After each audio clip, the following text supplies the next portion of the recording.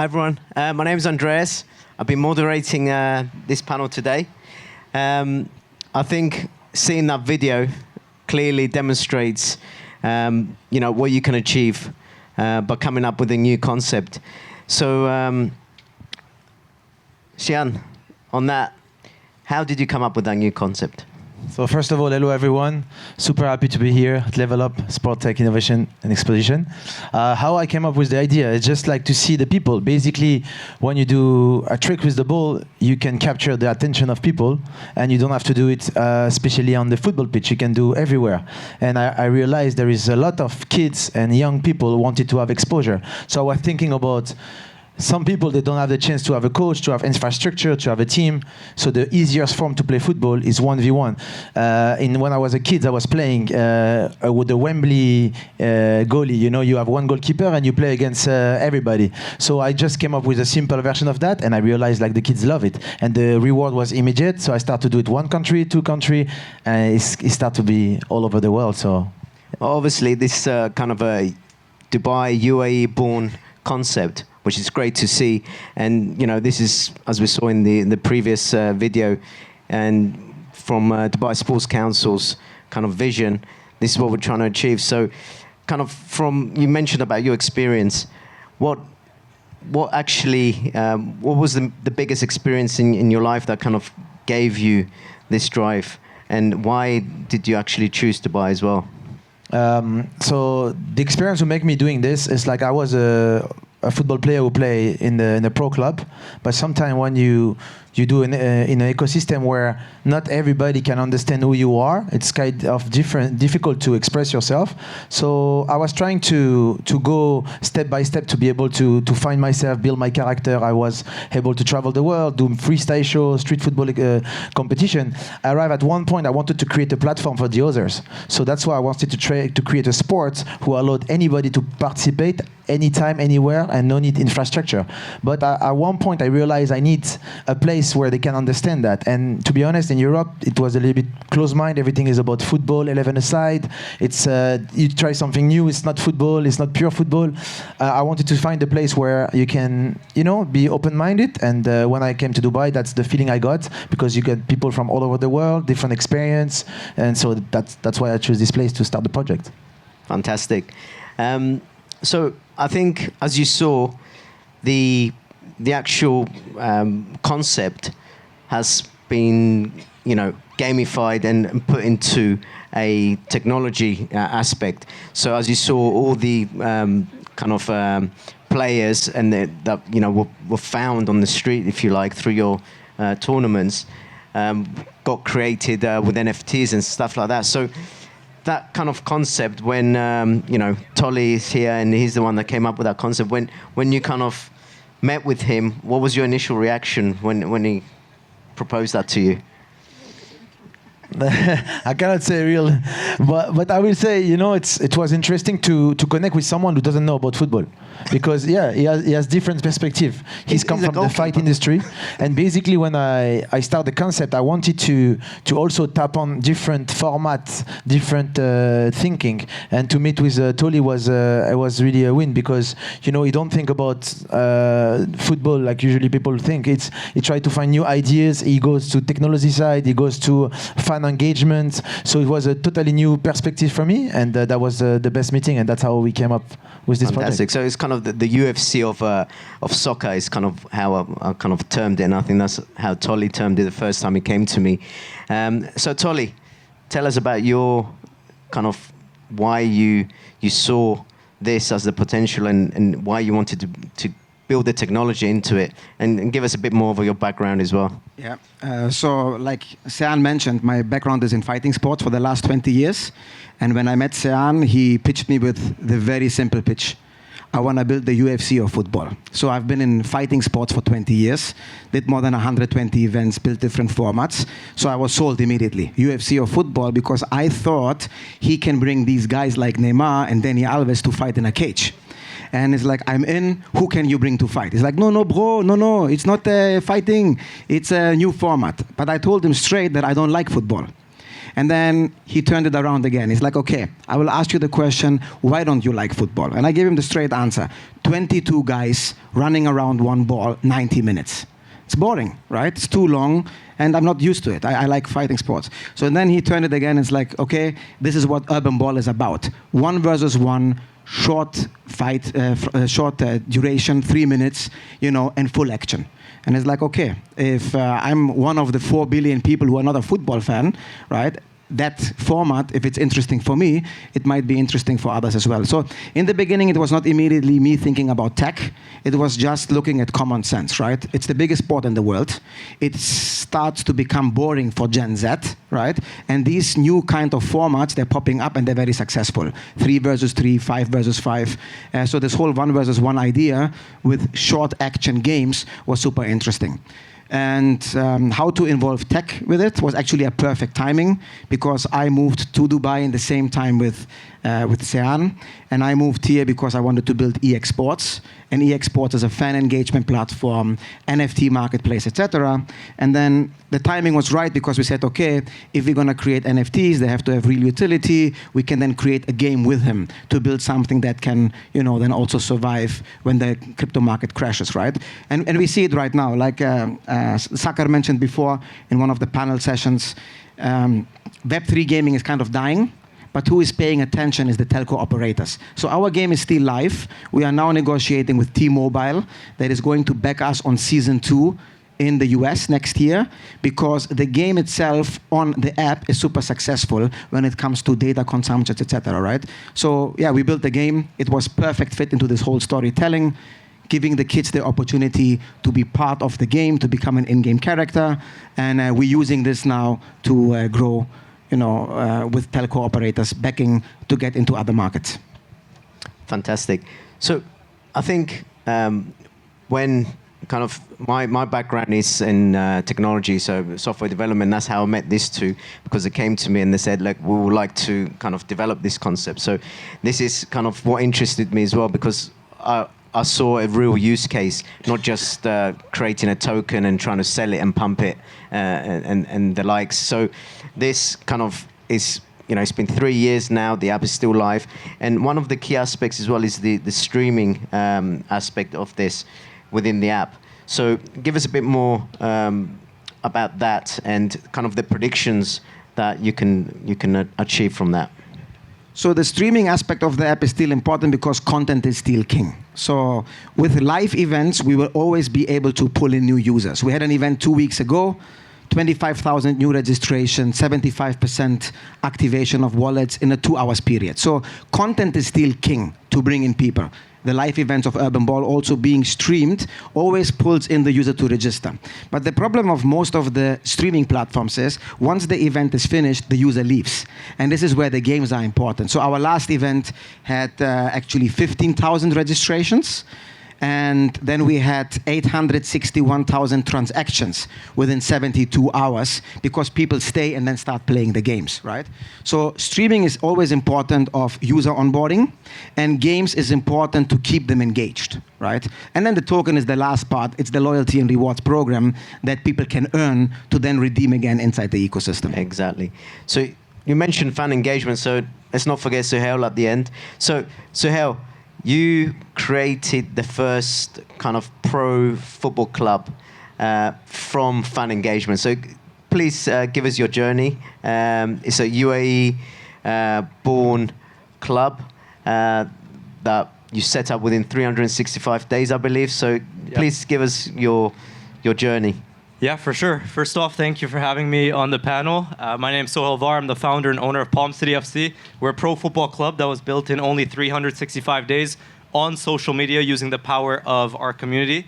And I have to give a big shout out first to Sian, because I've been out at his events, and this new 1v1 format that you guys are doing is fascinating. You remember the Dubai one I came out to? Makes it a lot more engaging, so I invite all of you guys to head on out as well. But what we've done is I had the idea on day one, let's build a pro football club, but instead of doing the whole thing and then, hey, we have a pro football club, why not from day one we get the fans involved and we get the community involved in building the whole thing with us. So day one, I put out a video, I said, hey guys, I'm trying to build a pro football club in 365 days. It's never been done before. But I value your ideas and I value your opinions. What should the name of the club be? What should our values be? What should the logo be? What should the colors be? And we gamified the whole process, which made it super cool because everybody felt like they had a sense of autonomy and they felt like they were actually part of the football club. So very quickly, in a couple of weeks, we built up so much hype and traffic that 3 weeks in, we got the attention of many different investors, many different partners. At the time, His Highness Sheikh Ahmed from the royal family of Abu Dhabi was watching my content, which is awesome. And then that initiated the partnership to then, take things to the next level. We got our pro license from the UEFA. And after 1 year, we got over 300 million views on social media, and we had officially joined the football system. But what made it special is that we were not just any other team. We were a team that had fans all around the world. Why? Because we used the power of social media and we documented our process. So that's one piece of value I just want to drop to all of you guys. I know sometimes tech can be perceived as boring, but if you guys are a tech builder, anyone in the tech space, try and get your community involved in building the tech with you because they're going to feel more engaged. And then also you guys get information, quicker feedback that you can actually refine your product and make it better. So that's what we did, 365 days to building a pro football club. And we're currently in year 2 in the UAE second division. So I think a question for me would be, you've got an 11-a-side pro football club and you've got a one-on-one kind of concept that, is getting really good uptake, and I believe it's going to be in the Olympics as well. So where do you see the two kind of merging in any way? Do you think they're going to merge in some way, or how do you see it from an 11-a-side pro club to this?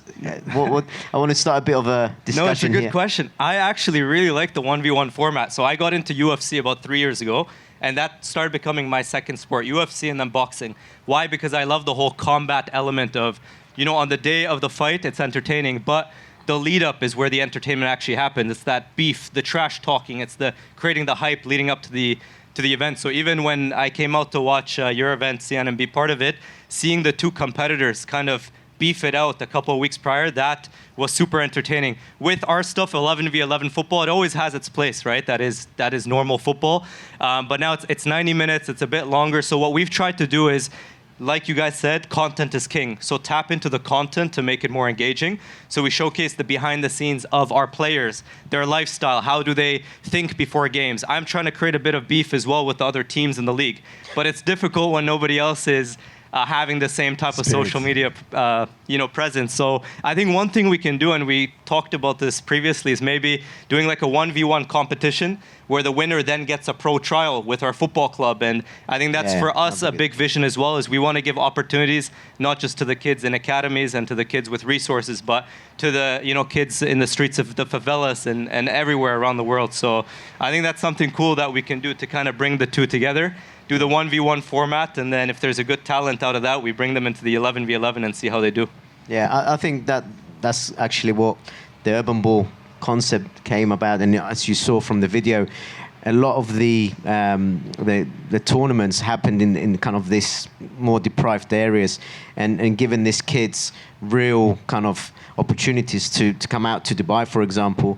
And I believe you set up a pitch on top of the one of the hotels here. Which one was that? The St. Regis. So there was on the Palm, there was a pitch set up on the St. Regis, and during the World Cup, they had kind of a competition there, and they brought all the finalists there, which was really great. So giving this engagement. So from your experience going out from Dubai to the world with Urban Ball, how was that? What did you kind of? What was the main factor for going out and getting that traction? It's a little bit like Sohail said, we let the community decide. So basically the first thing I'm going to do is where you guys want me to go. Then you see the engagement and you say, oh, Brazil is active, Angola is active, Japan, for example. So you start to see popping up all these different cities, different aspects. And basically you don't have to search for the talent, they come to you. then after it's just going for them to create the right atmosphere. So for me, when I create the concept, it was not only to think about only the sport, but also what I can do as a sport, but also to create the content in the same way. So that's why we came up with the idea of 2 players and 1 goalkeeper. Because if you just do 1v1 and no goalkeeper, you remove one of the aspects in football is really important, shooting, right? But if you put like 1 goalkeeper, you will tell me why you don't put 2 goalkeeper, because at this moment the infrastructure will be too complicated. It's not the same pitch everywhere. So 1 goalkeeper only, and if we film only on one side, you capture the content more easier. So that was the idea, is to create a sport where it's easy to create the content, easy to play everywhere, and basically after just hand up where is the community in Brazil. We went to Brazil. We know there is amazing talent, easy to create story. Actually, we find out a Brazilian kids where I play against him in one of the favela. He beat me, and I post the video online, and the agent of Neymar saw him and asked me his number, and he managed him. We had the chance to bring him to São Paulo FC at the academy, make a trial. He was selected for the futsal team. So all these different story was content. It was real, authentic. So it fulfilled the dream I had when I start. It was like, I have the ball, I want to connect with people, but now it's like I create platform from other, I connect with talent, I educate the talent. So the whole aspect, the 360 aspect of the project been amazing with Urban Ball. Fantastic. So that's what you were saying, Sohail, about identifying kind of the talent through the Urban Ball. And I believe in Urban Ball as well, there is a knockout, correct? Yeah. So you have a knockout concept, which was great as well. So I think if you knock back somebody and you score, that's a knockout.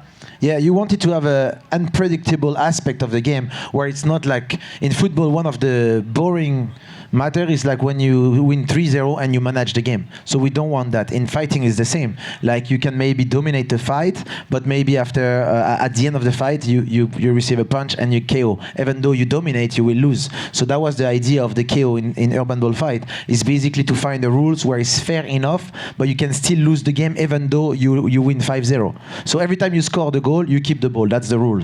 But if I get the ball from you, I become attacker, and with this power, I can nutmeg you and score after that, and it's a KO and you lose the game, even though you win 5-0 against me. 5-0. So the hell, is that going to work in 11 side? Have a concept of KO. Yeah, you're joking, but look, there is other format existing now. Kings League, Baller League, all these format, they now, and they are led by extremely famous football player. So now it's been accepted to actually change the rule, because back in the day, the way sport was building is not because of social media and everything, it's just because of infrastructure. But now there is other rules, like the audience is different, the way to capture the event is different. So you have to evolve with the rules. And that's why we came up with that concept. Nice. So back to you, Tolly, on the tech side.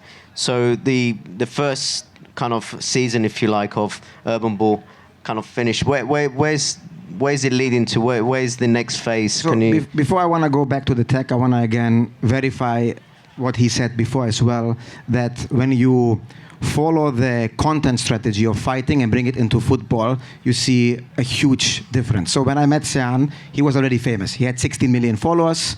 He did an average of 300 million video views per year.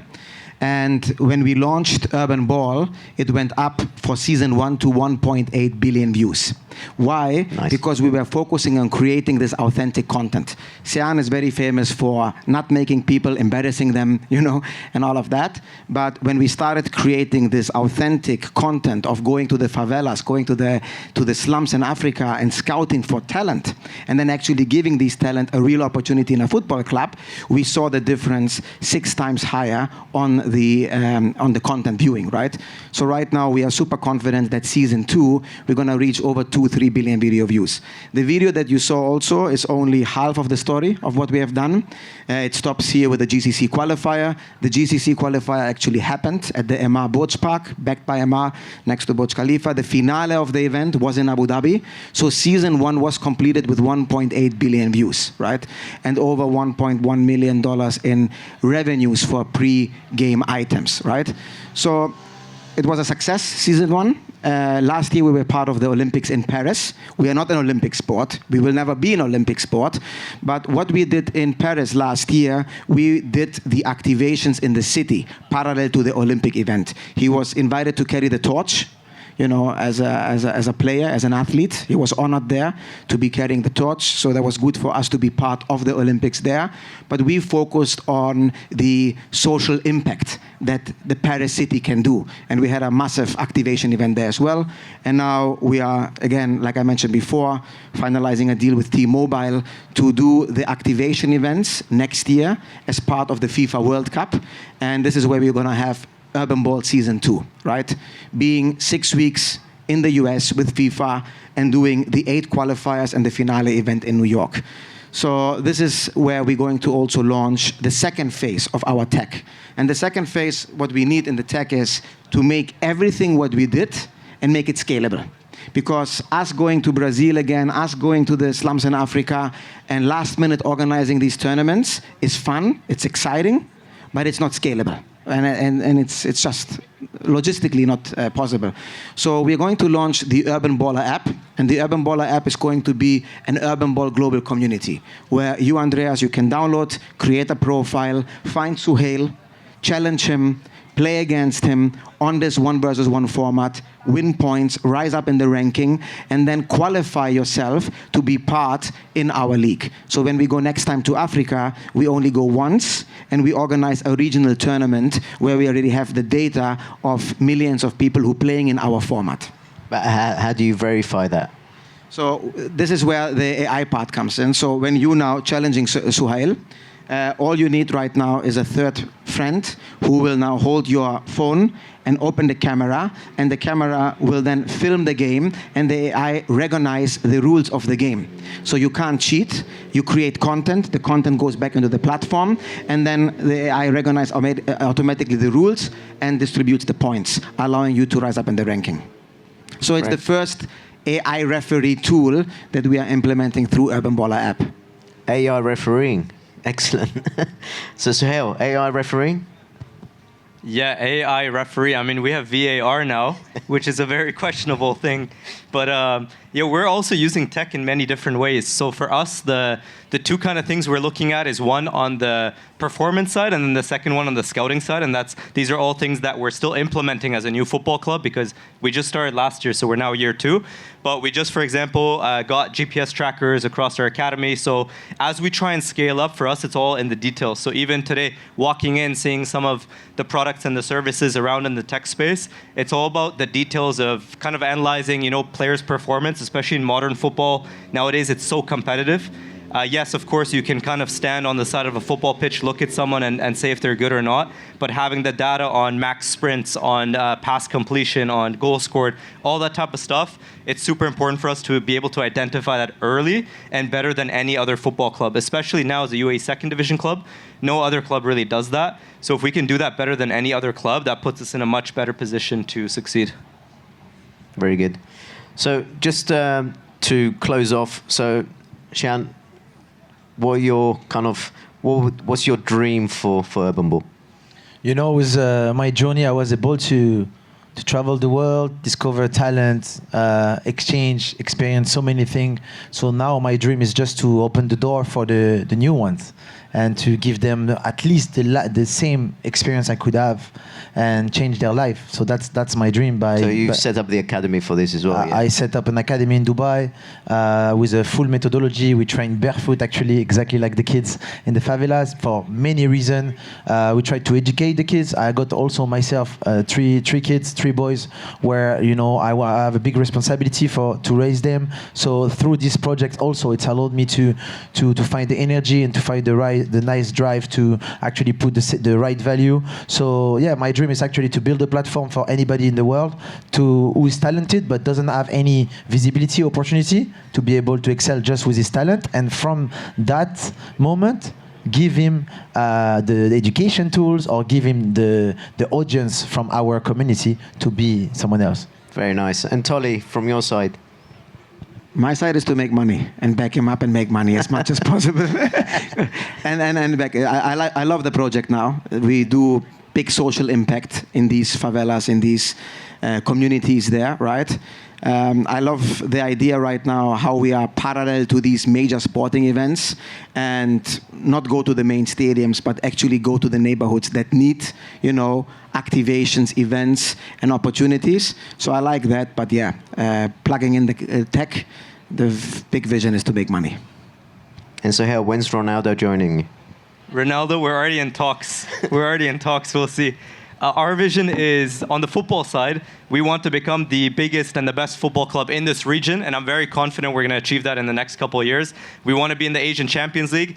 I've already visualized that multiple times, and I know it's going to happen. And then the impact vision that I want to make is I want to break a legacy where we educate football players not to just be one-dimensional football players, but to also build a brand, to care about their mindset, to care about nutrition, diet, tech, basically create multi-dimensional athletes, and we want to create that wave. Yeah.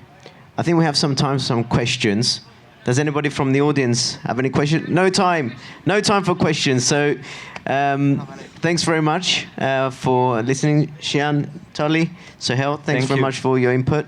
I think that was a great perspective of kind of how things are moving in this space, and being in a tech kind of sports tech kind of event. This is great to hear. Thanks very much. Thank you. Thank you, guys.